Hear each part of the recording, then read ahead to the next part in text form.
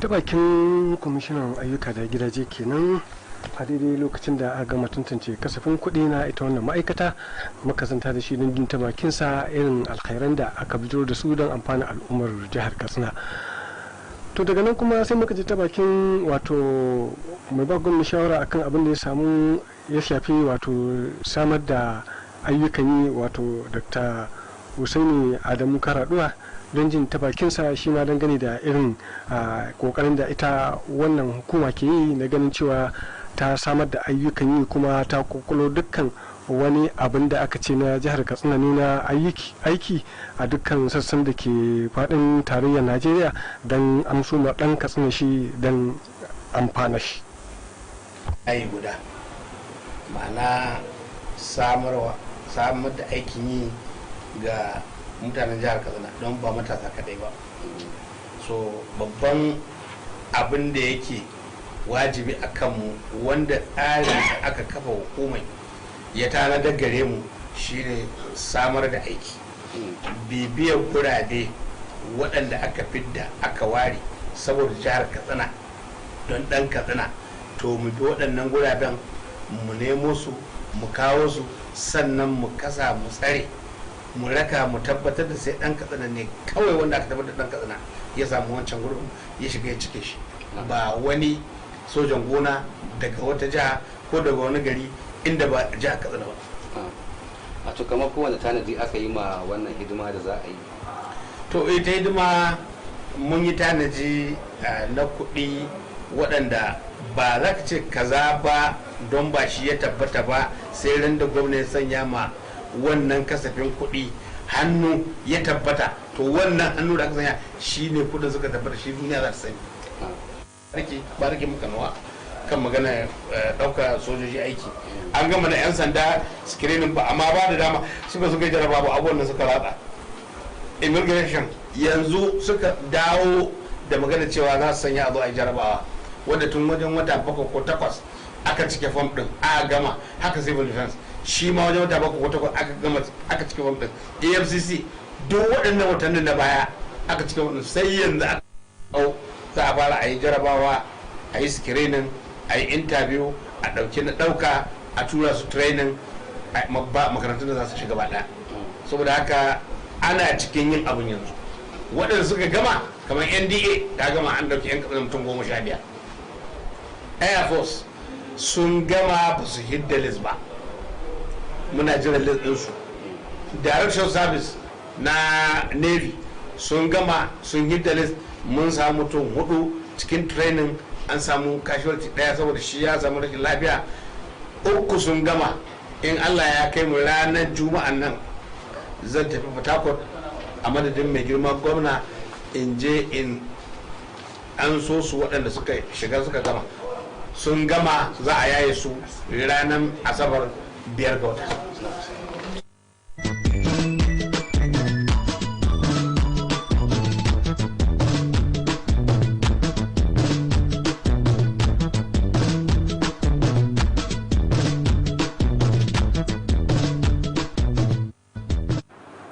Watan dai dukkan abubuwan da aka fito da su a cikin wannan kasafin kuɗi na shekara ta 2020 dangane da abin da ya samu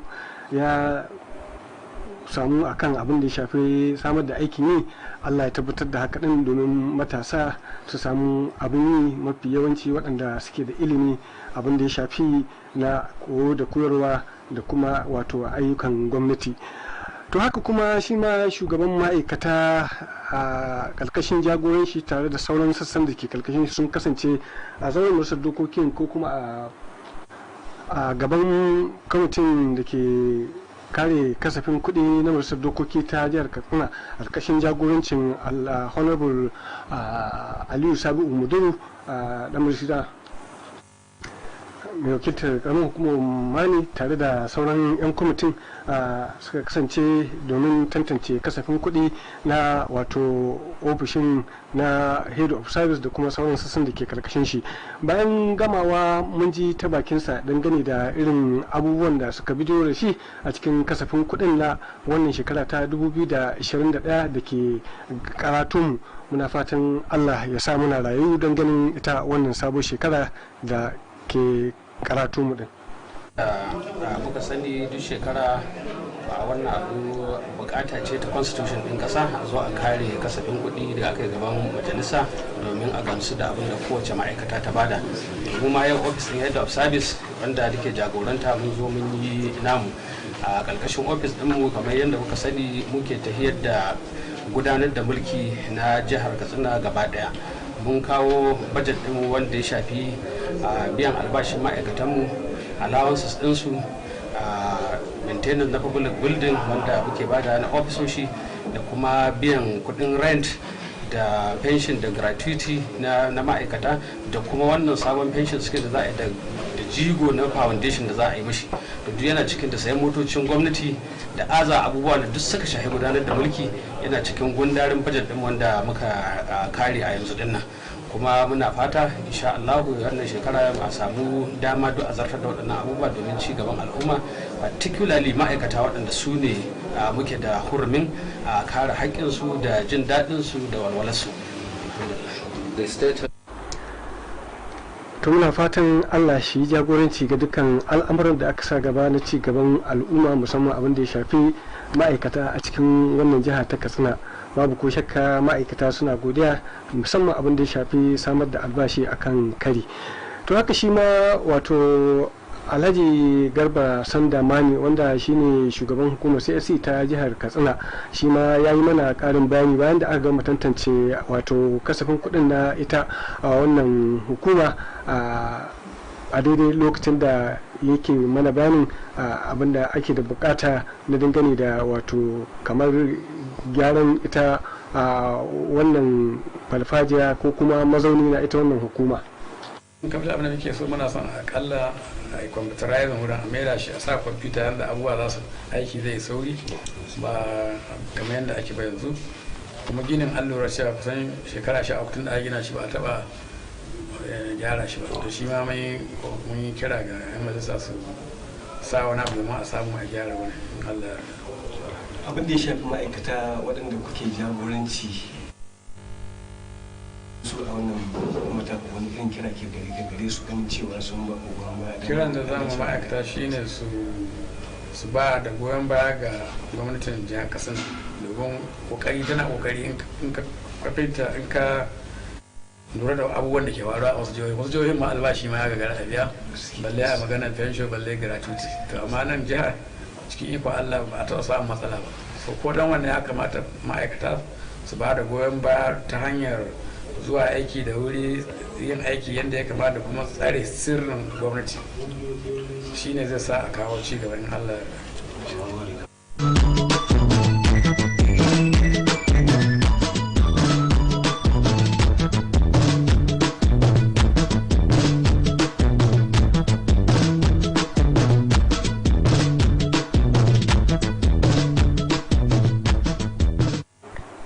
haka ita ma ma'aikatar ilimi da kuma sashen ilimi mai zurfi a ƙarƙashin jagorancin shi kwamishina wato dr budamasi da kuma dr usman ruwan godiya sun kasance a gaban wato kwamitin kare kasafin kuɗin domin kare kasafin kuɗi na waɗannan wurare guda biyu don amfanin al'ummar jihar Katsina, musamman ma ɗalibai waɗanda suke neman ilimi tun daga farko har zuwa wato a manya-manyan makarantu da muke da su a cikin jihar Katsina.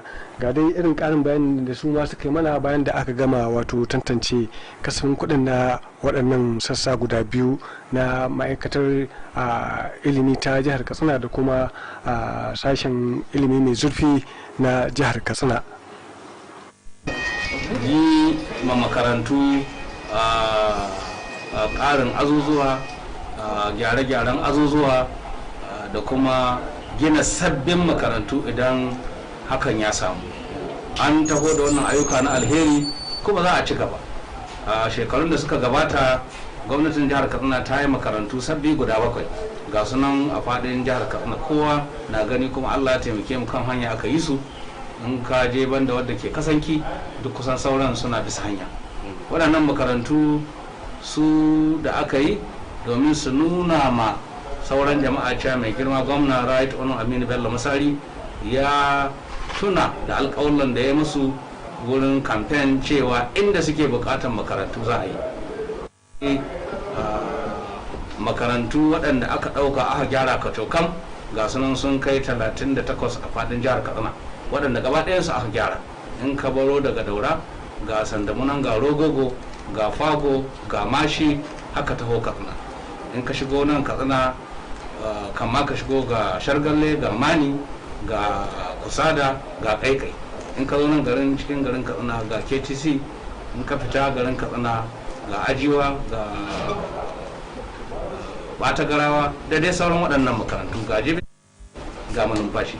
Sai kuma makarantun da ana zanne ko lokacin damana za ka ga gini ya lalace ko ya balle, to alhamdulillahi su ma ana ta bakin kokari a gyara. ƙididdigar da muka yi mun ga cewa su ma sun kai makarantu wajen 37 inda aka shiga aka yi gyare-gyare. To wannan dukkan su magana ce ta gyare-gyare. Shi kasafin kuɗi yana ba da iko a gyara makarantu. Wannan yana tabbatar maka bana ma abinda aka zuba cikin wannan kasafin kuɗi yana cikin ko kuma zai sa a ci gaba da wannan gyare-gyare kamar yadda aka fara ba. Sai aiki wanda wancan karan mai girma gwamna ya kokari ya an mai da hankali wurin sayan kayan aiki don a inganta wannan sana'a ta koyarwa. Shi wannan bajin na 2021 an nuna cewa zai kokari ne wajen mai da hankalin tabbatar da cewa dukkan ayyukan da ita wannan gwamnati mai albarka ta fara to an karasa su nan hali yayi a fara sabbin wasu. To alhamdulillah mu sashi ilimi mai zurfi muna da ayyuka manya-manya da muka fara a manyan makarantunmu na jami'a da abin da ya shafi polytechnic da isa kaita da kuma yusuf da usman kwalej da ke daura da sauran irinsu na abin da ya shafi kirkiro sabbin shirye-shirye ma'ana abin da kira programs academic programs da abin da ya shafi gine-gine da kayan aiki da ɗaukar ma'aikata. To alhamdulillahi akwai wani babban tsangaya da muka ake kokarin kafawa tuntuni, tsangayar koyar da ɗalibai likitoci da kuma tsangayar aikin noma wanda aka fara shekarun baya da suka wuce. To alhamdulillahi yanzu kusan an kammala abin da ya kamata a kammala in da abin da shafi accreditation wanda shi ake fara nan a cigaba da shi yanzu.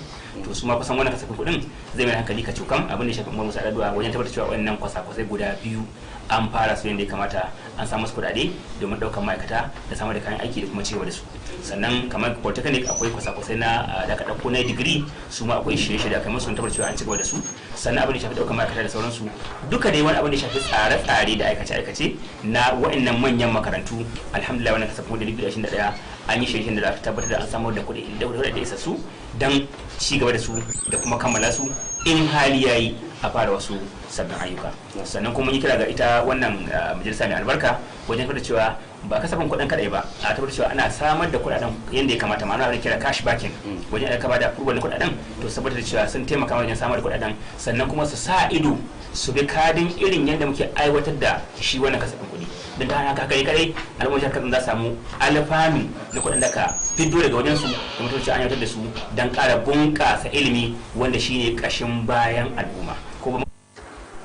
Kwamishinan ilimi tare da mai ba gwamnan jihar Katsina shawara akan ilimi mai zurfi kenan wato honorable Dr. Badamasi Lawal Taranci da kuma Dr. Usman Bashir Usman ruwan godiya a ƙarshen wannan shiri namu. Ku kasance da mu sati da yadda Allah za ku gamu da wani sabon shirin.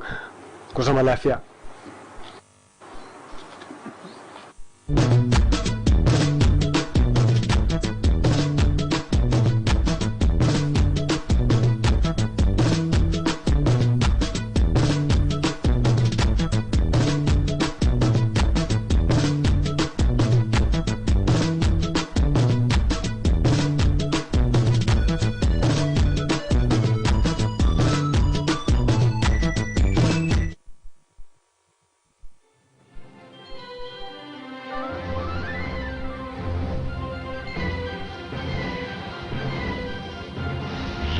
Watching KTTV, Katsina State Television.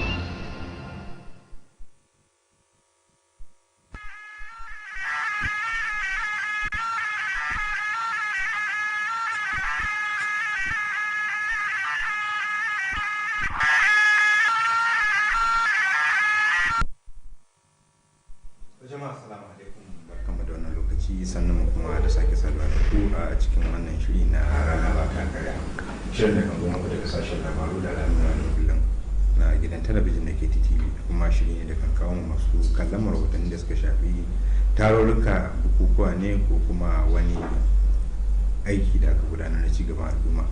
Kamar kowane mako, a wannan makon ma shirin filin rana ba ta karya yana tattare da rahotanni da zai kawo masu kallon, ciki kuwa har da rahoto akan rarraba kayayyakin gini da aka yi wanda gwamnati ta yi ga kananan hukumomi 19 na jihar Katsina, da dai sauran rahotanni da za mu kawo muku dukkan su idan bayan malumfashi ya kammala karanta labaran duniya.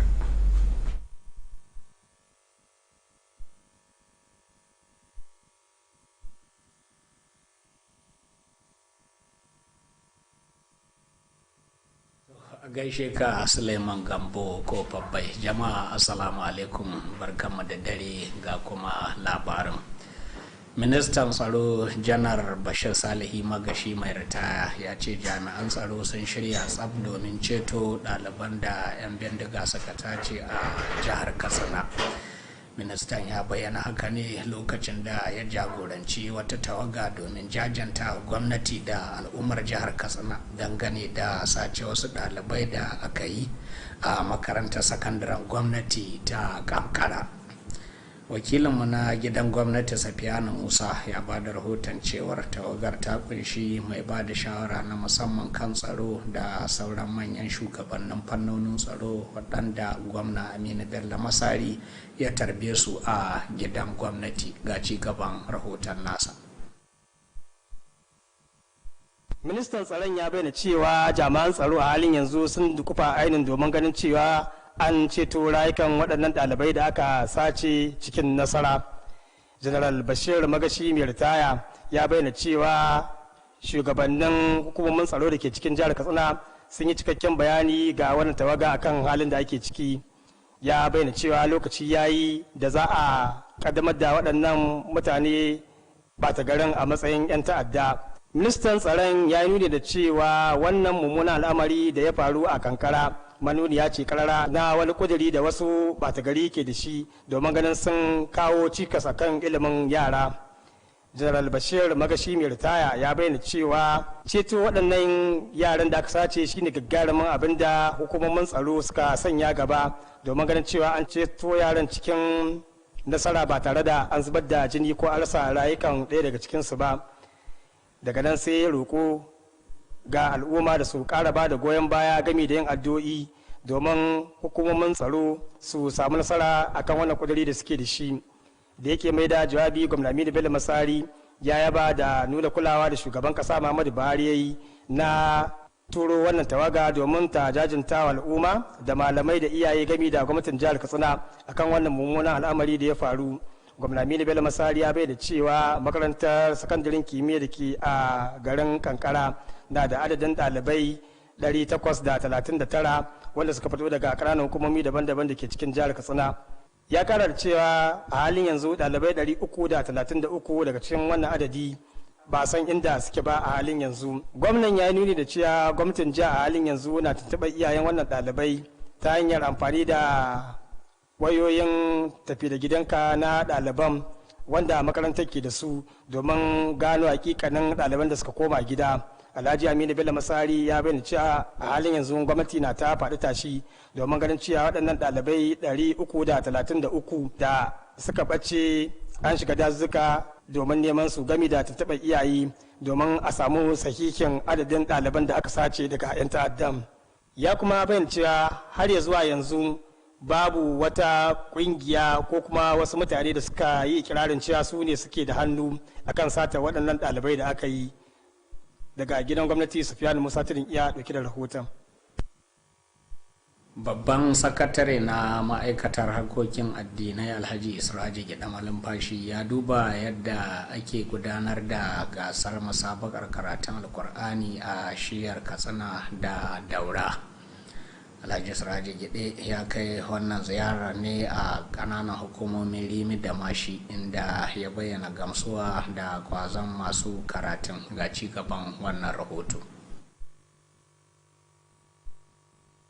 A ƙaramar hukumar Mashi inda ake gudanar da gasar karatun Alkur'ani mai girman ta shiyar Daura, babban sakataren ya kira ga mahalarta wannan taro na gasar karatun Alkur'ani da su mai da hankali kada su kasance sun ɗauki wannan gasa a matsayin wani abin neman duniya, illa su ɗauke ta abin neman harkokin addinin islama wanda za su samu bauta daga Allah subhanahu wata'ala. Ya bayyana cewa addinin islama ya kira ga al'umma musulmi su kasance masu karanta alƙur'ani ko da yaushe kamar da bannan tsira annabi Muhammad sallallahu alaihi wasallam ya koyar. Da aka yanke shawarar shirin wannan gasar karatun alƙur'ani mai girma domin koya wa matasa yadda ake hadda alƙur'ani mai girma kamar yadda ya kamata. Alhaji Suraje Gide ya kara da cewa duk da cewa wannan gasa ana gudanar da ita ne a kowace shekara, ya roƙi wanda suke shirya wannan gasar karatun alƙur'ani mai girma da suka bada shirya ta a koda yaushe domin shirya ɗalibai waɗanda za su yi yin wannan gasar karatun alƙur'ani mai girma domin sanin yadda ake karatun ƙur'ani. Shugaban da ke gudanar da wannan gasa ta shirya daura malam Yahya Aliyu Fa'i ya ba da tabbacin cewa za su yi bakin ƙoƙarinsu domin tabbatar da cewa an goza ɗaliban da za su wakilci jihar Katsina a mataki na ƙasa da za a gudanar.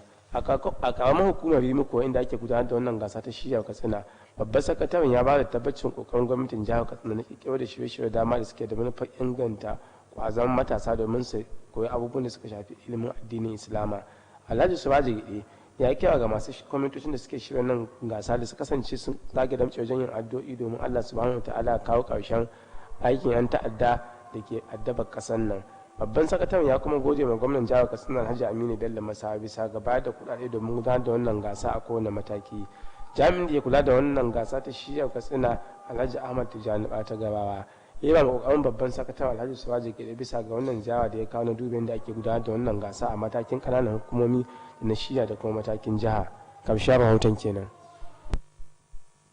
Gwamnan jihar Katsina Alhaji Aminu Bello Masari ya yaba da goyon bayan da yake samu daga 'yan Najeriya mazauna jihar Katsina dangane da shirye-shiryen gwamnati. Gwamnan ya bayyana haka ne wajen taron shekara na kungiyar ta jihar Katsina. Wakilin Shamsuddin Habib ya ba da rahoton cewar an gudanar da taron ne a cibiyar koyawa mata sana'o'i da ke filin Samji a nan birnin Katsina. Ga ci gaban rahoton nasa.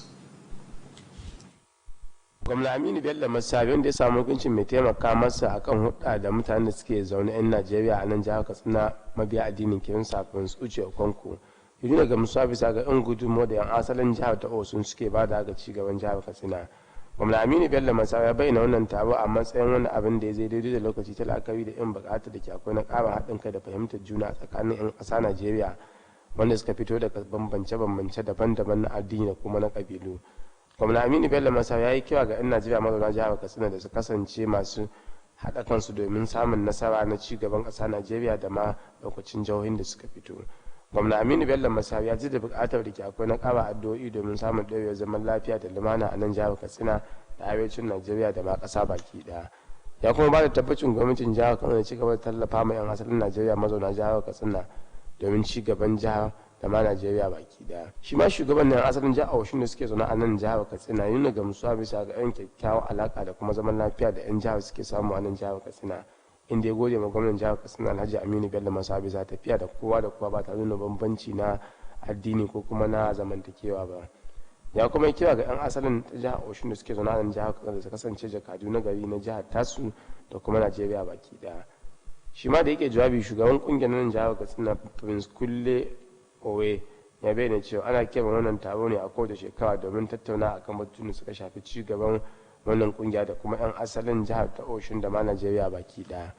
Prince Kulle Owe ya gode ma gwamnan jihar Katsina Alhaji Aminu Bello Masa da masu martaba sarakunan Katsina da dawa da sauran masu malaki a nan jihar Katsina bisa ga tafiya da 'yan kabilu da suka fito daban-daban ba tare da wani bambanci na addini ko kuma na kabila ba. Sauran da suka jawabi a lokacin wannan taro sun hada da sarkin Yarbawan Katsina Alhaji Mustapha Odewemi da sarkin Nufawan Katsina Alhaji Indayi Nusa Yakubu da dan majalisa da ke wakiltar kamar hukumar Musa a majalisar dokokin jihar Katsina Alhaji Lawal Haruna Musawa. Ƙarshen rahoton kenan Shamsuddin Habib. Dan majalisa da ke wakiltar mazaɓar Katsina a majalisar wakilai ta ƙasa Alhaji Salisu Ira Isansi ya kaddamar da azahar sasin wasu ayyuka guda biyu a mazaɓarsa. Wakilin Ahmed Muktar Usman wanda ya duba yadda aka azahar sasin ya duba wato ga kuma rahoton da ya haɗa mana. Waɗannan ayyuka sun hada da ƙarin rukunin aji mai ɗauke da azuzuwa a kwalejin sa Usman na Goggo da ke nan Katsina, sai kuma aikin da ya shafi shawo kan matsalar muhalli a unguwar tudun yan lihidda da ke a cikin birnin Katsina. Haka zalika dan majalisar tarayyar ya kaddamar da wani aiki na shawo kan matsalar ambaliyar ruwa da ya gudanar a lungun unguwar Kuka da ke unguwar Saulawa a nan cikin birnin Katsina. Da yake jawabi ga al'ummomin da suka amfana a dukkanin wuraren, dan majalisar tarayyar Alhaji Salisu Ire Isansi ya yi nuni da cewa dukkanin waɗannan ayyuka cikon alkawarin yakin neman zaɓe ne da ya yi ga al'ummar mazaɓar shi. Alhaji Salisu Ire Isansi ya yi kira ga kamfanonin da za su gudanar da waɗannan ayyuka a kan su sanya matasan yankuna a wurin gudanar da ayyukan domin su san cewa an kula da su. Dan majalisar tarayyar ya kuma yi kira ga kamfanonin akan su gudanar da ayyuka masu nagarta domin amfanin waɗannan al'ummomi, sai ya kira ga jama'ar yankunan akan su kare ayyukan daga lalacewa. A sa'ilin da yake jaddada kudirin shi na ci gaba da tabbatar da nemo ayyukan ci gaban al'ummar mazaɓar shi, Alhaji Salisu Ire Isansi ya yi kira akan buƙatar ƙarin addu'o'i akan samun jagorancin Allah subhanahu wata'ala ga shugabanni a dukkanin matakai. Waɗanda suka maganta a dukkanin waɗannan wurare sun haɗa da shugaban kwamitin ilimi na ɗan majalisar tarayyar injiniya Umar Darma, sai shugaban makarantar sa Usman na Goggo da ke nan Katsina Alhaji Umar Musa yar Adua, sai wakilin shugaban jam'iyyar APC na ƙaramar hukumar Katsina Alhaji Ibrahim Gambora Fundadi, sai mai taimakawa dan majalisar ta musamman sun bayyana godiyarsu ga dan majalisar Alhaji Salisu Ire Isansi akan shimfiɗa ɗimbin ayyukan ci gaba da kuma shirye-shirye da suka taɓa rayuwar al'ummar mazaɓar tashi. Ƙarshen rahoton kenan. Ahmad Muktar Usman. Ƙungiyar 'yan jarida ta Najeriya reshen jihar Katsina ta yi Allah wadai da sace wasu ɗalibai maza da aka yi daga makarantar sakandaren gwamnati ta kimiyya da ke Kankara. Wannan na kunshe ne cikin wata sanarwa mai ɗauke da sa hannun shugaban ƙungiyar Kwamarar Tukur Hassan Dan Ali. Ta ce wannan sace ɗalibai wani rashin imani ne da ke da nufin kawo cikas ga tafiyar da harkokin ilimi a jihar nan. Hakanan kungiyar ta NUJ ta yaba da matakan da gwamnatin jiha ta dauka da kuma jami'an tsaro na ceto wasu ɗaruruwan ɗaliban da suke daji sakamakon harin da 'yan bindigar suka kai ranar juma'a da daddare.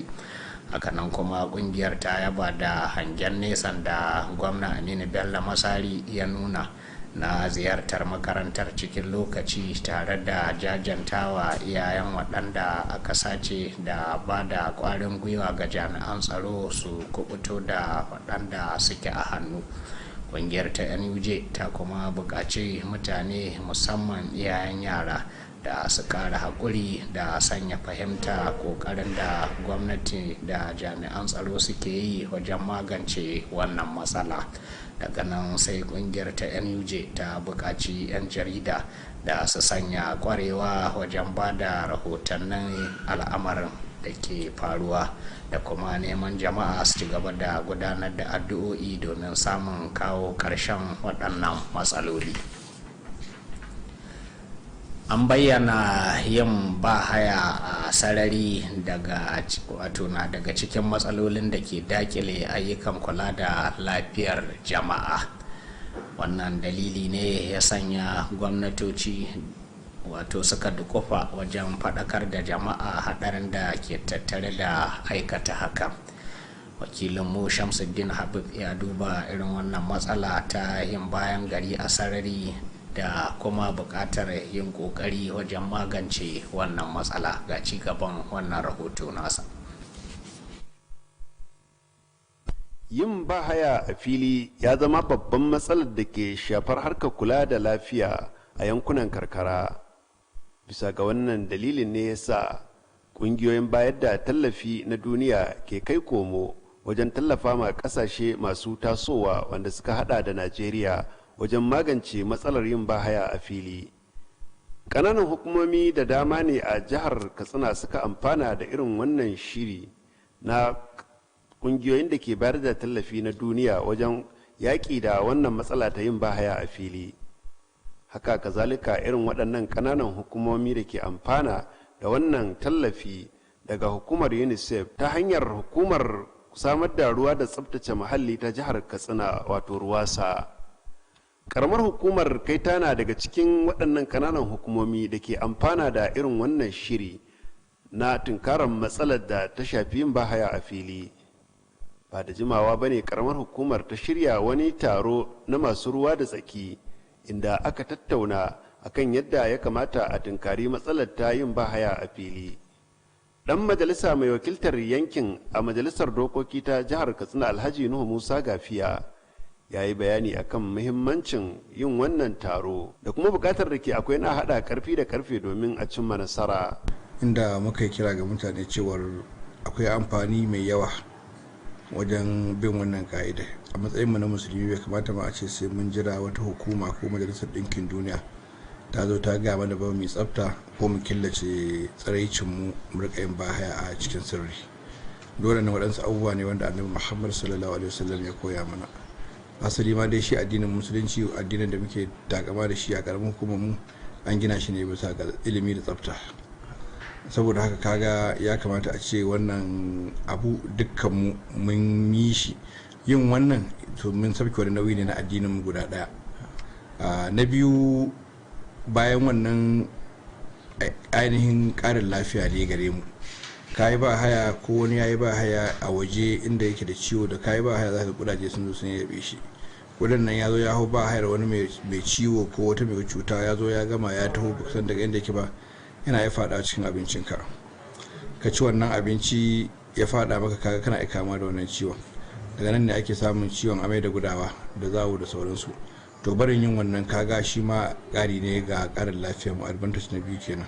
Haka kazalika shugaban mulkin karamar hukumar ya yi bayani akan goyon baya da suke samu daga mutane muhimmai daban-daban daga ƙananan hukumomin bakori da kaita domin a samu cimma nasara.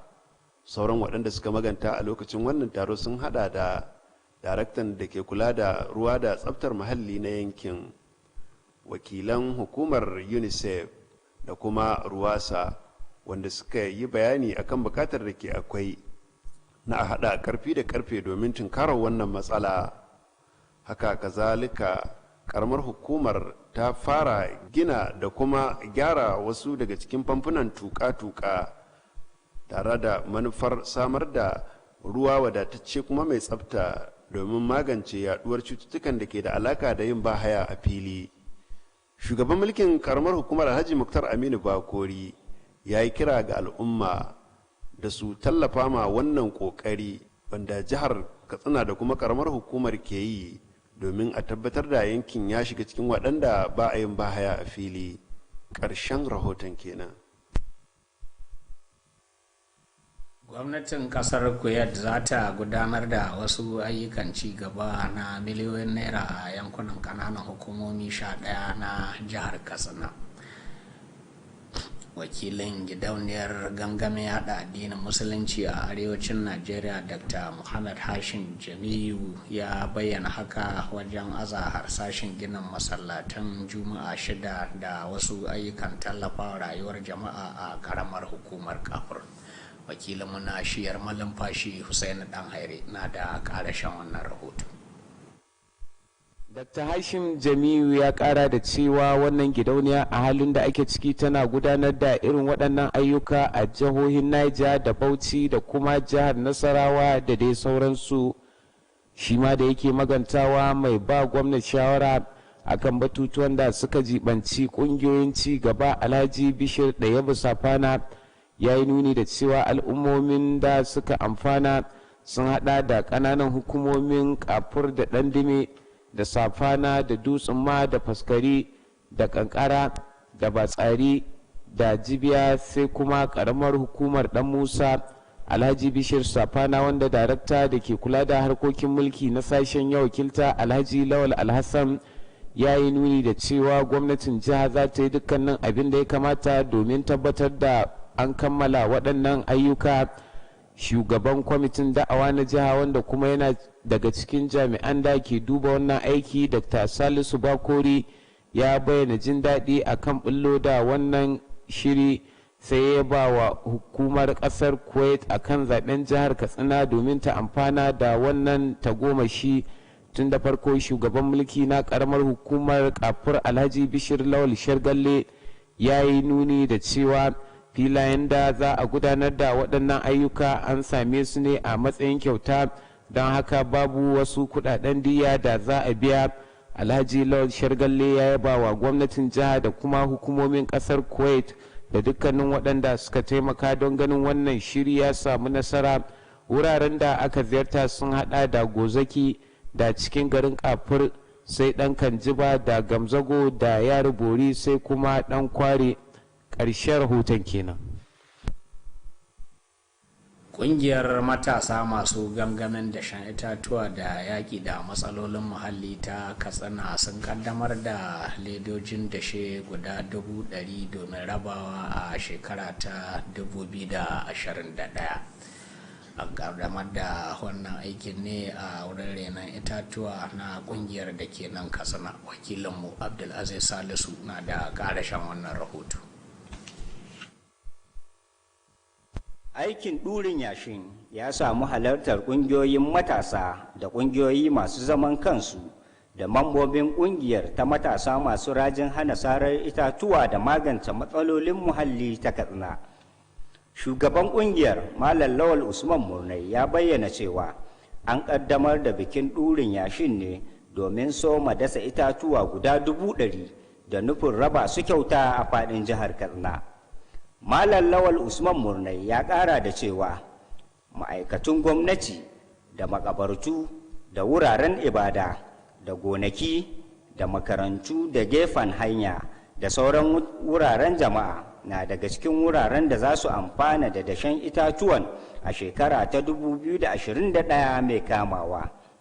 Dalilin da ya ja hankalin mu wajen amfani leda tana ɗaya daga cikin abubuwan da suke gurɓata muhalli fiye da yadda ake tunani. To muna so mu tsaftace muhallin daga wannan ledai, saboda barinta a cikin muhalli yana kawo abubuwa da yawa. Ya kuma alakanta nasarorin da ƙungiyar ke samu da gagarumar gudunmuwa da mai girma gwamna Aminu Bello Masari da sauran muhimman mutane ke baiwa ƙungiyar. Da yake nasa jawabin, shugaban kwamitin aikin ɗurin yashin Kamar Salisu Muhammad ya ce sun gudanar da kyakkyawan tsare-tsare domin bikin ranar ɗurin yashin. Kamar Salisu Muhammad ya ƙara da cewa ƙungiyar ta matasa masu rajin hana sarar itatuwa da magance matsalolin muhalli ta Katsina ta samar da yashi da takin gargajiya da ledoji da sauran kayan da ake bukata domin samun nasarar aikin. A madadin waɗanda suka halarci aikin ɗurin yashin, Comrade Khalid Alhafiz Bakori, wanda shine shugaban kungiyar 'yan jarida ta ƙasa reshen gidan rediyon jihar Katsina, ya yaba da hangen nesa da kuma ƙwazon kungiyar ta matasa masu rajin hana sarar itatuwa da magance matsalolin muhalli ta Katsina domin bunƙasa yanayin muhalli a jihar nan. Comrade Khalid Alhafiz Bakori ya ce, dasa itatuwa haƙƙi ne da ya rataya a kan kowa, don haka akwai buƙatar ƙara ƙaimi domin magance ɗumamar yanayi da ke addabar duniya da sauran matsalolin da ke addabar muhalli. Ƙarshen rahoton kenan. Abdulaziz Salisu. Reshen jihar Katsina na ƙungiyar gangamin matasa na jam'iyyar APC ya nanata buƙatar da ke akwai ta taimakawa jami'an tsaro da bayanai masu muhimmanci domin magance ƙalubalen da ake ciki na tsaro. Shugaban kungiyar Alhaji Umar Mamadau ya bayyana haka lokacin da ya jagoranci sauran 'yan kungiyar suka kai ziyarar gangamin wayar da kan jama'a a shiyoyin dan majalisar dattawa na Daura da Funtuwa da Katsina. A dukkanin shiyoyin guda uku, shugaban kungiyar ya bayyana cewar magance matsalolin tsaro aiki ne da ke buƙatar gudunmuwar kowa da kowa. A Alhaji Umar Mamadau ya ce kungiyar ta ɗauke shi wajibi ta faɗakar domin mara ƙoƙarin gwamnati baya wajen tabbatar da tsaron rayuka da dukiyoyin jama'a. Ya ce kungiyar na da jami'ai 288 a shiyoyi da ƙananan hukumomi na shiyar Katsina da Funtuwa, inda kuma suke da wasu 315 a shiyar Daura. Hakanan kungiyar na gangamin samun karin haɗin kai da goyon baya ga jam'iyyar APC domin taimakawa ga gwamnati wajen aiwatar da ayyuka ga jama'a. Alhaji Umar Madau ya yi kira ga a ƙara addu'a domin samun zaman lafiya da kwanciyar hankali da ci gaban tattalin arziki a jiha da kuma a ƙasa baki daya. To da wannan muka zo ƙarshen ɓangaren labarin na daren yau, sai shirin rana ba ta ƙarya wanda Suleiman Gambo kofar bai zai ci gaba da gabatarwa. A sha kallo lafiya, Allah ba mu alkhairinsa.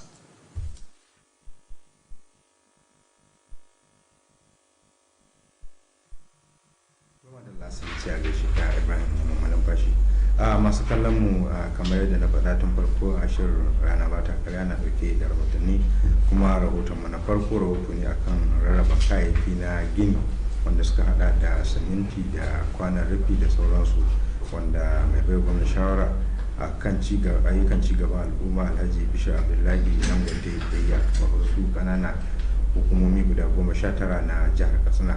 Wakilin rana ba ta karya Shamsuddin Habibu ya haɗa mana wannan rahoto da za ku gani. inda ya wuce ofishin mai ba gwamnati shawara na musamman akan ci gaban yankunan karkara wato Alhaji Bishir Dangote ya raba kayayyakin kwano da siminti domin tallafa ma al'umma domin gudanar da harkokin gine-gine a daukacin kananan hukumomi 19 da ke a fadin jihar Katsina. Wannan gagarumin taron da ya gudana a farfajiya ta wannan hukuma da ke a nan cikin Katsina ya samu halartar masu ruwa da tsaki da dama da suka haɗa da wakilin shugaban majalisar dokokin jihar Katsina. Da yake jawabinsa a lokacin raba wannan kayayyaki, Alhaji Bashir Dangote ya maganta akan makasudin ba da wannan kayayyaki tare da yaba kokarin gwamnan jihar Katsina Alhaji Aminu Bello Masari bisa ga kokarin da yake na inganta rayuwar al'ummomin yankunan karkara. Wannan abin da kuke gani so mun taba ne. Mun sau akalla buhun siminti, duk da wannan siminti na tsada da kwano, mun sau buhu 3,350. Wannan buhu 3,350 suna ƙasa, ba wani je ka dawo, ba wani bebe a yana ga kunga zahiri ko. Sannan muna da kwano bandir 167 wanda muke da shi a ƙasa yanzu. Mai girma gwamna ya ce sakamakon tawar da muka yi a ƙananan hukumomi mu je mu fara rabawa a gani zuwa kuma ƙarshen Disamba nan zai ba mu ida ma sauran lokal gamman ɗin insha Allah.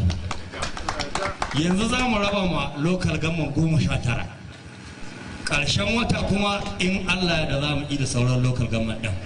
Shi ma wakilin shugaban majalisar dokokin jihar Katsina wanda ya samu wakilcin shugaban masu rinjaye na majalisar Alhaji Abubakar Suleiman Abubakar ya rama kokarin wannan sashe bisa kokarin da yake na tallafa ma al'umma domin gudanar da ayyukan kai da kai wanda hakan zai bada gudunmawa wajen inganta rayuwar al'ummomin yankunan karkara. Ni da Allah muna maka fata alheri, muna fatan Allah ya sa ka yi gaba daga nan. Akan maganar wannan shiri na community development, kamar yadda jama'a suka shaida, an kawo wannan kaya domin kwamiti da suka rubuta application din nan da dan dadewa sun tabbata yanzu to ba su samu shigowa baki ɗaya ba. Ga waɗanda suka shigo da su an kawo su a wannan wuri, kuma an kira dukkan 'yan majalisu wanda suke wannan wuri wanda mu ne yanzu muka rage wannan jama'a suka zaɓa da rati, kuma wannan tabbatar ba al'ummar da ke nan babu wani ɗan majalisa da zaga ya zo nan wurin domin ya nemi abin da zai sa cikin aljihun shi, ko ya ba dan uwan shi, ko ya ba kanan shi, ko ya ba yan gidansu. Wannan da tabbatar da haka abubuwan da muka baro baya ba dadewa ba. An raba palliative kwanan nan, an ga yadda muka tsaya muka tabbatar cewa sun je ga talakan da ya kamata ba. Sauran masu ruwa da riki a wajen wannan taro sun maganta tare da ba kokarin gwamnatin jihar Katsina da kuma wannan ofis na mai ba gwamnati shawara na musamman akan inganta rayuwar al'ummomin yankunan karkara bisa ga tallafin kwanonin da na siminti da aka bar al'ummomi domin gudanar da ayyukan gayya domin ci gaba al'ummomin yankunan karkara baki daya. Ko muna fata dukkan kungiyoyin da za a ba waɗannan gudunmuwa na ayyukan da suka fara yi, muna fata insha Allah za su ci gaba su amfani da wannan kayayyaki kamar yadda aka tanada. Za a ba da 3,350, za mu ba da kwano guda 167 dukkan wannan ƙungiyoyi, kuma kowace ƙaramar hukuma an zaƙulo ƙungiyoyin da aka ga suna ayyuka na taimakon kai da kai dinnan. Bai tsawon wani abu nasu ne da muka gani, muka zauna muka duba muka tantance, muka ɗauki kowace ƙaramar hukuma muka ɗauki foji guda 3 da ƙungiyoyinsu, za mu ba su wani kayayyaki don ci gaba da wannan aiki na taimakon da kai. Ne a gare mu a madadin 'ya'yan shi, al'ummar shi, daukakin al'ummar karamar hukumar Jibiya, muna taya shi murna kuma muna addu'a a gare shi. Ya fidda mu kunya mu mutanen karamar hukumar Jibiya, domin an ba shi wakilci, an ba shi jagoranci na wannan hukuma mai tattare da kayan alkhairi wanda suke isa ga talakawa marasa ƙarfi masu aikin gayya. Abin gashi ya zo hannun shi yau, gashi ya buɗe shi, kowa na gani, ya kira ne ya ce lalle a nemo mashi 'yan majalisu wanda al'umma suka zaɓa, suka san lungu da saƙo na al'umma da bukatunsu, su jagoranci raba wannan tallafi. Muna godiya 100% kuma muna godiya ta musamman gare ka SA bisa karama da kai majalisa, ka gayyace mu kuma ka samu a cikin wannan al'amari, kuma kamar yadda ka faɗa, insha Allah rabbi mu 'yan majalisa masu karawa ne ba masu ragewa ba ne. Da samun wannan tallafi, Allah ya sauka da alheri, Allah ya ɗauka ga gwamnatin Aminu Bello Masari, Allah ya ƙara mata jagora. Suka yi Allah ya ba kowa ikon sa abun nan inda ake son a sashi. Filin ana ba ta ƙarya na fatan alheri ga ofishin mai ba gwamnan shawara na musamman akan inganta rayuwar al'ummomin yankunan kaka Alhaji Bashir Dangote, tare da fatan Allah subhanahu wa ta'ala ya ƙara masu jagoranci. Ƙarshen rahoton kenan.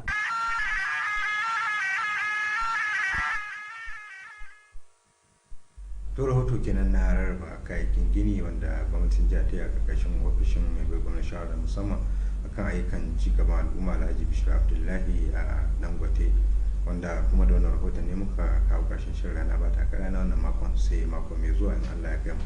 A madadin sashen labaru da al'amuran yau da kullum na gidan talabijin da ke KTTV da dukkan wanda ya taimaka wannan shirin zuwa kai tsaye, ni Suleiman Gama ko farfajin shirya da wato na ke mu kasance lafiya.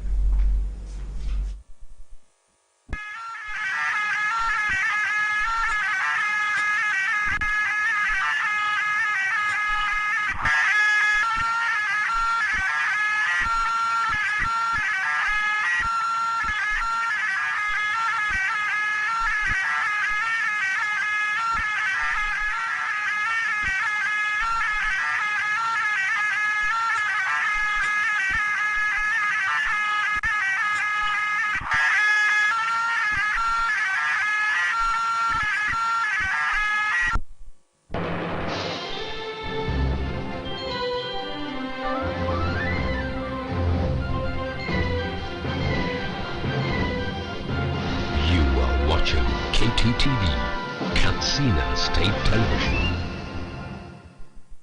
Sai kamfani na kowa ku tattaho jama'a Katsinawa.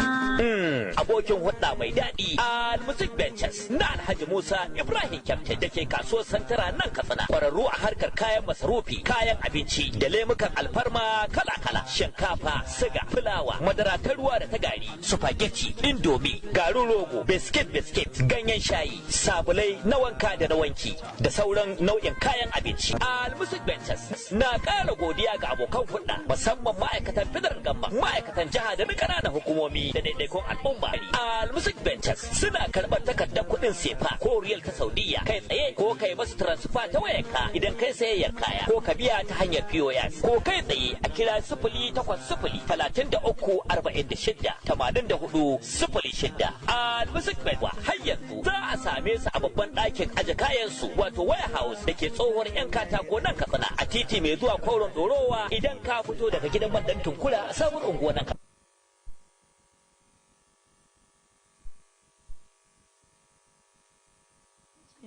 Katsina State Television KTTV is happy to announce that following the ongoing repairs at the station as a result of thunderstrike experienced in September, normal evening and morning transmissions have been resumed from Monday, 7th December 2020.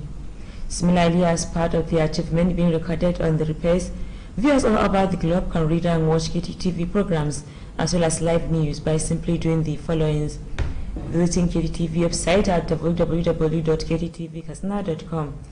Download a KTTV Android application on Play Store by logging KTTV Katsina.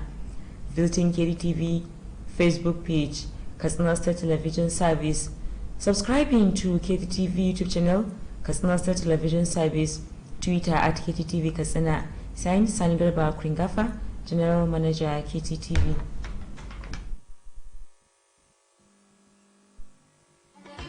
Greenhouse Katsina, cibiyar kasuwanci mai tafiya daidai da zamani. An kawo atamfofi manya da ƙanana, ga lesussuka da material, akwai kuma shadda trouser, ga bangaren jukkuna da takalma na mata da na maza, akwatunan turoli, kayan yara 'yan kanti, takalman mata manya da ƙanana, akwai kuma dogayen riguna na mata 'yan kwalisa, akwai shagon waya salula da kayanta, nau'in wayoyin Android da masu malatsai na zamani, ga kuma bangaren kayan ɗinki, sayan ɗaya ko sari, nau'in zarurruka da zub-zub, akwai kuma zaren ulu da mata masu aikin saka. Mu leƙa bangaren kayan kicin, za ku ga kuloli da plate da duk wani nau'in kayan kicin ana saidawa. Akwai bangaren awarwaro 'yan kunna da sarka, ga kuma bangaren kayan kamshi nau'i kala-kala. Greenhouse Katsina sun kuma kawo kayan electronics, za ku samu manya da ƙananan fridge, ga kuma TV plasma, generators da fankoki masu ɗaukar caji. Greenhouse Katsina suna nan a titin IBB daura da tsohuwar information daga tsallaken yamma a nan birnin Katsina.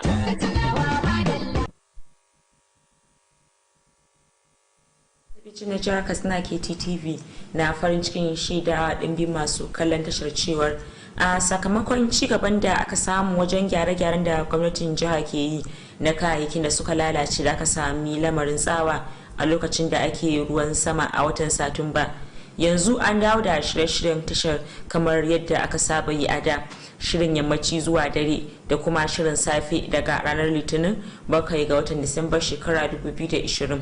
Haka kuma a ci gaban da aka samu wajen gyare-gyaren, yanzu ɗimbin masu kallon tashar a duk faɗin duniya na iya ganin shirye-shiryen tashar da samun labarai kai tsaye ta hanyar ziyartar shafin yanar gizo da tashar a www.kttvkatsina.com. Sauke manhajar KTTV a wayoyin Android ta hanyar sanya KTTV Katsina a cikin Play Store. Ziyartar shafin KTTV na Facebook ta hanyar sanya Katsina State Television Service. Ziyartar KTTV channel a YouTube ta hanyar sanya Katsina State Television Service. Ziyartar shafin KTTV na Twitter at KTTV Katsina. Sanarwa Sani Garba Kurangafa, General Manager na KTTV.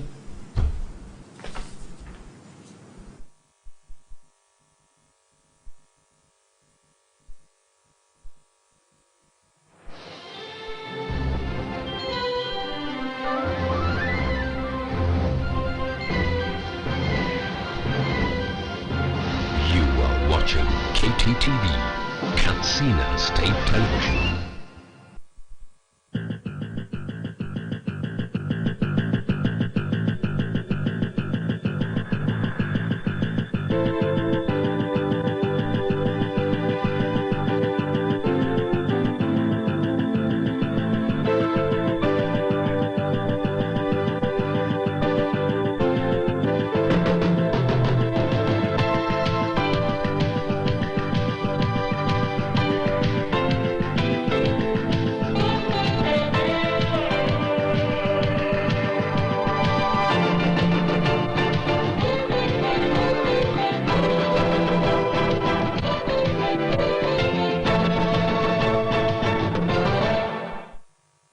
Good evening and welcome on News Tonight. My name is Fatima Ibrahim. The Minister of Defense, General Bashir Magashi, retired, says all hands are on deck within the security operatives to rescue the student abducted by bandits in Katsina State. The Defense Minister stated this when he led the federal government delegation for a sympathy visit to the government and people of Katsina State over the recent incidents of abducting some number of students at GSS Kankara. Government House correspondent Safian Musa reported that the delegation comprises the National Security Advisor and other security chiefs were received by Governor Aminu Bello Masari at Government House Council Chamber. The report. The Defense Minister said the security operatives have swung into action to ensure that all the kidnapped students are rescued safely. General Bashir Bagashi, retired, explained that the delegation was briefed by the heads of security operatives in Katsina State on the matter. He said it's a high time to declare such kind of people as terrorists. The Defense Minister pointed out that the unfortunate incidents happened in Kankara is a clear indication of the mission of some bad elements to disrupt the education of children. General Bashir Bagashi, retired, explained that the rescue mission of the abducted students is the greatest priority of the security operatives without any collateral damage. He therefore solicited for more support and prayers from the citizens to enable the security operatives achieve the desired mission.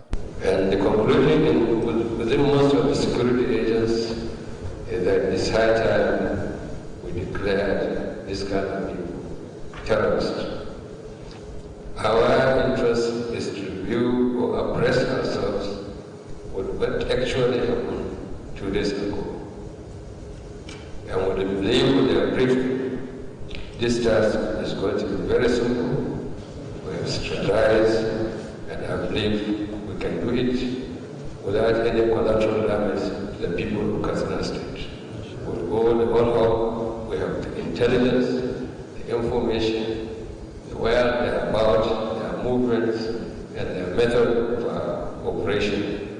And we find that this task will be very easy for the armed forces and police to accomplish.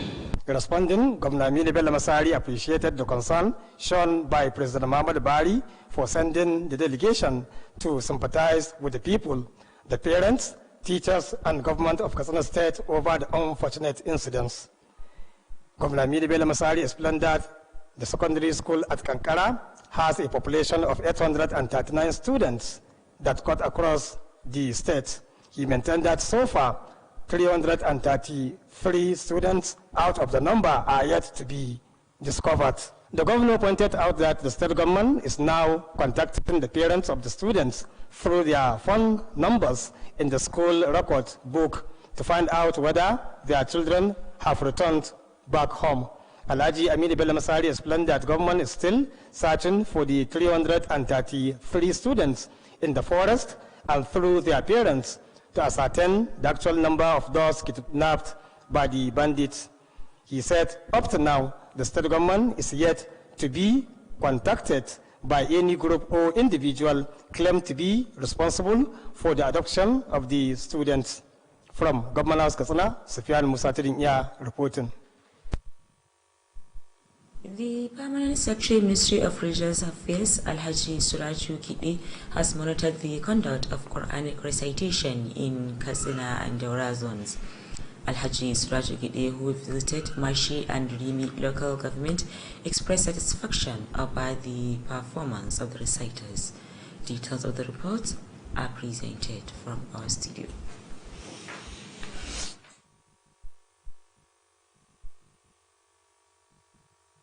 At Mashi, where the Daura zonal competition is being held, the permanent secretary urged the participants not to consider the competition as a means of gaining materials rather than religious obligations. He stated that Islam enjoins Muslims to recite the Holy Quran daily as taught by the Prophet Muhammad, peace be upon him. Hence the need for organizing the competition to encourage the youth to learn how to memorize the Holy Quran accordingly. Alhaji Suraju added that although the competition is an annual event, he appealed to the local organizing committee to be organizing the competition to prepare the youth on the proper way of reciting the Holy Quran. The leader of the organizing team in the Daura zone, Malam Yahya Ali Yobai, assured to produce the best reciters who will represent the state at the national level of the competition. At Rimi, the venue of Katsina Zone competition, the permanent secretary assures the commitment of the state government to introduce more programs that will encourage the youth to learn more about the religions of Islam. At Rimi, the venue of the Katsina zonal competition, the permanent secretary assures the commitment of the state government to introduce more programs that will encourage the youth to learn more about religion of Islam. Alhaji Suraji Gidi urged the organizing committees in the zones to pray for Allah to bring to an end the menace of banditry and insurgency in the country. The permanent secretary commended Governor Aminu Bello Masari for financing the Quranic recitation competition at all levels. The zonal coordinator of the competition in Katsina zone, Alhaji Ahmad Tijani Batagawawa, commended the permanent secretary, Alhaji Suraji Gidi, for the visit to monitor the conduct of the competition at local government, zonal and state levels. That ends the report. Governor Aminu Bello Masari has appreciated the support of the indigenous Nigerians residing in Katsina towards actualizing the current state administration. The governor stated this during the annual meeting of Osun State Indigenous Nigerians residing in Katsina State. Correspondent Shamsuddin Habib reported that the meeting was held at Women Multipurpose Center, Feeling Samji. The report. The governor, represented by the Special Assistant on Indigenous Nigerians on Christian Matters, Prince Uche Okonkwo, noted with satisfaction the contribution of Osun State indigents towards the development of the state. Governor Aminu Bello Masari describes the program as a welcome development concerning the need for more unity and understanding among Nigerians irrespective of ethnic or religious differences. The governor charged indigenous Nigerians to remain united and work for one Nigeria for the overall development of the country.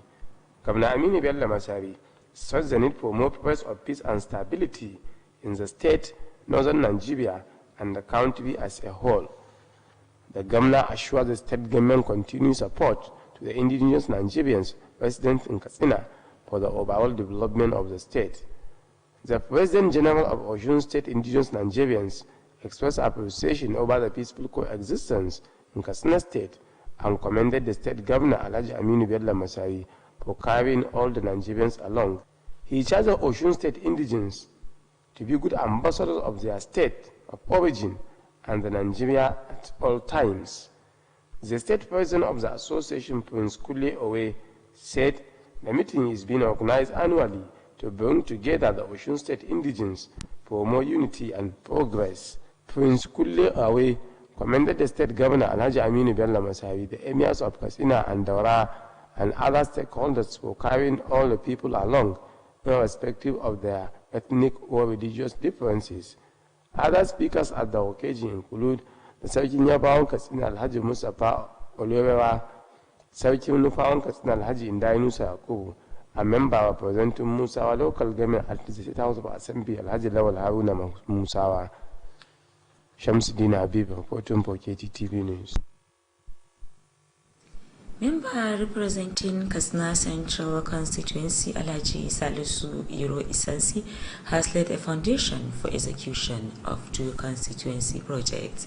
Correspondent Ahmad Mukhtar Othman witnessed the commencement of the 2 projects, filed in this report for KTTV News. The projects include the construction of additional block of classrooms at Sir Usman Nagogo College of Arabic and Islamic Studies and ecological project at Tuding Eli headquarters in Katsina Metropolis. Similarly, the lawmaker has commissioned flood control project he executed at Lungung Ungwar Kuka in Solawa quarters, addressing the benefiting communities at all the places. The lawmaker Alhaji Salisu Ire Isansi pointed out that all the projects were in fulfillment of the campaign promises he made to the people of the constituency. Alhaji Salisu Ire Isansi called on the contracting firms to involve youth in the benefiting communities in the execution of the projects to enable them feel a sense of belonging. The lawmaker also called on the contracting firms to execute quality works for the benefit of the people in the communities and urge the communities to safeguard them upon their completion, while restating his determination to continue facilitating for the execution of developmental projects in the constituency. Alhaji Salisu Ire Isansi called for more praise for Allah's guidance to leaders at all levels. Those who spoke at the three places include the Chairman Education Committee of the Lawmaker, Engineer Umar Darman, the Principal, Sir Usman Nagogo College of Arabic and Islamic Studies, Alhaji Umar Musa Adwa, the representative of the APC Chairman of Katsina Local Government, Alhaji Ibrahim Gambara Fundadi, and the Special Assistant to the Lawmaker. They expressed gratitude to Alhaji Salisu Ire Isansi for executing a number of projects as well as initiating programs that touch the lives of his constituents. Ahmad Mokhtar Usman reporting for KTTV News. The Nigeria Union of Journalists, Katsina State Council condemned in strong terms the abduction of an undisclosed number of male students at Government Science Secondary School, Kankara. This is contained in a press statement signed by the chairman of the union, Comrade Tukur Hassan and Ali. According to the release, the abduction of the student is an act of cruelty that is against any tenet of civility capable of disrupting the education system in the state. The NUJ, however, salute the prompt response of the state government and security agencies to rescuing the hundreds of students who were hiding in the forest while fleeing the bandit attack. The union also commended the sense of responsibility exhibited by the state governor, Aminu Bello Masari, for the prompt visit to the school and condoled with the parents of some of the abducted students as well as with the security operatives to strategize on how to rescue those still in captivity. The NUJ urged parents of the abducted student and other residents in the state to exercise restraint and show understanding as government and security agencies are working hard to bring the situation under control. The union charged working journalists in the state to report the issue on the abduction professionally and responsibly, such that will encourage ongoing efforts to rescue the abducted student and forestall future occurrence of the mischief. Open defecation has been a major challenge of attaining adequate healthcare delivery of people. This is why government at all levels are committed to enlighten the public on the dangers of open defecation so as ensuring healthy society. In this special report, correspondent Shamsuddin Habib takes a look at the dangers of open defecation and the need for more concerted effort towards addressing the menace. The reports.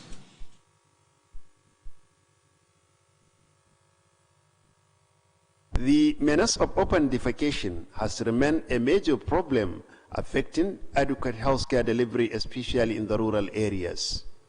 This is why international development partners have been up and doing to assist developing countries, including Nigeria, to address the menace of open defecation. Many local government areas of Katsina State have benefited with such intervention of donor agencies in fighting open defecation. Similarly, certain local governments are currently benefiting with such intervention by UNICEF through Katsina State Rural Water and Sanitation Agency, RWASA.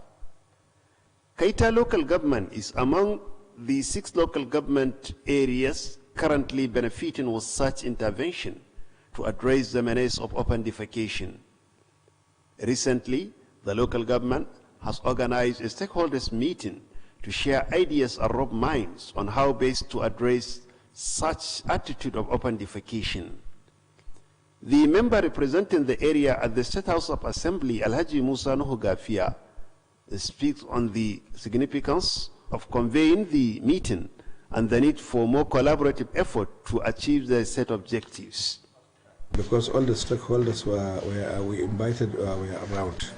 The traditional institutions, the religious leaders, the business community, the politicians, and everybody was there. So I think the Congress was successful. And we discussed a lot of issues, both the advantages of stopping this offendification, which I think is very essential, health-wise, religious-wise, economic-wise. So in whatever capacity you look at it, there is a benefit. Therefore, we made it upon us that this time around Katsina local government would be validated among the other 10 local governments that were already validated in Katsina State.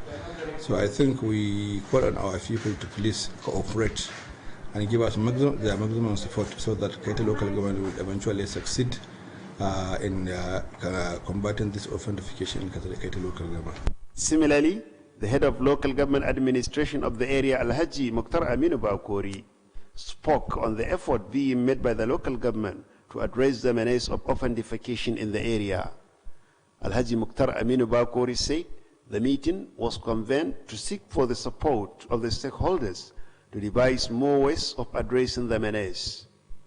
The head of local government spoke on the support of various personalities from Bakori and Kaita local government areas to achieve the desired objectives.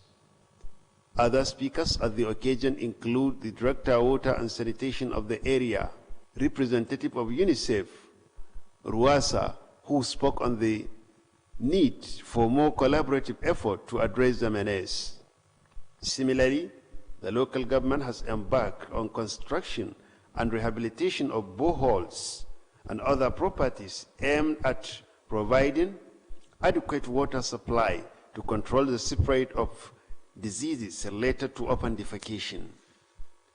The head of local government administration, Alhaji Mukhtar Aminu Bakori, charged people of the area to support the effort being made by the state and the local government to attain offendification-free status. That completes the report.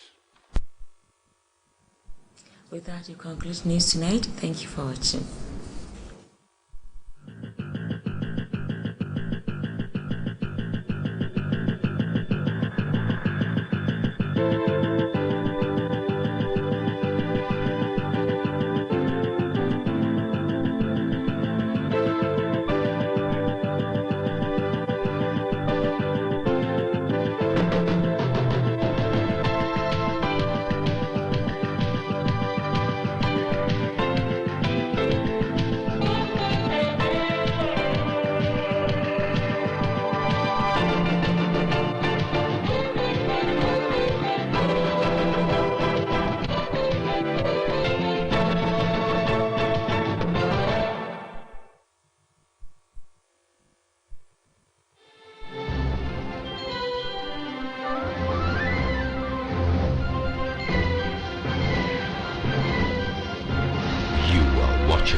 KTTV, Katsina State Television. The management of Katsina State Television KTTV is happy to announce that following the ongoing repairs at the station as a result of thunder strike experienced in September, normal evening and morning transmissions have been resumed from Monday, 7th December 2020. Similarly, as part of the achievement being recorded on the repairs, viewers all over the globe can read and watch KTTV programs as well as live news by simply doing the following: visiting KTTV website www.kttvkatsina.com, download KTTV Android application on Play Store by logging KTTV Katsina, visiting KTTV Facebook page, Katsina State Television Service, subscribing to KTTV YouTube channel, Katsina State Television Service, Twitter at KTTV Katsina. Sani Garba Kuringafa, General Manager KTTV. Hukumar da gudanarwar gidan talabijin na jihar Katsina KTTV na farin cikin shaida ɗimbin masu kallon tashar cewar a sakamakon ci gaban da aka samu wajen gyare-gyaren da gwamnatin jiha ke yi na kayayyakin da suka lalace da aka sami lamarin tsawa a lokacin da ake ruwan sama a watan Satumba. Yanzu an dawo da shirye-shiryen tashar kamar yadda aka saba yi a da, shirin yammaci zuwa dare da kuma shirin safe daga ranar Litinin 7 ga watan Disamba shekara 2020. Haka kuma a ciki gaban da aka samu wajen gyare-gyaren, yanzu dimbin masu kallon tashar a duk fadin duniya na iya ganin shirye-shiryen tashar da samun labarai kai tsaye ta hanyar ziyartar shafin yanar gizo na tashar a www.kttv.katsina.com. Sauke manhajar KTTV a wayoyin Android ta hanyar sanya KTTV Katsina a cikin Play Store. Ziyartar shafin KTTV na Facebook ta hanyar sanya Katsina State Television Service. Ziyartar KTTV Channel a YouTube ta hanyar sanya Katsina State Television Service. Ziyartar shafin KTTV na Twitter @KTTV Katsina. Sanarwa Sani Garba Kuringafa, General Manager KTTV.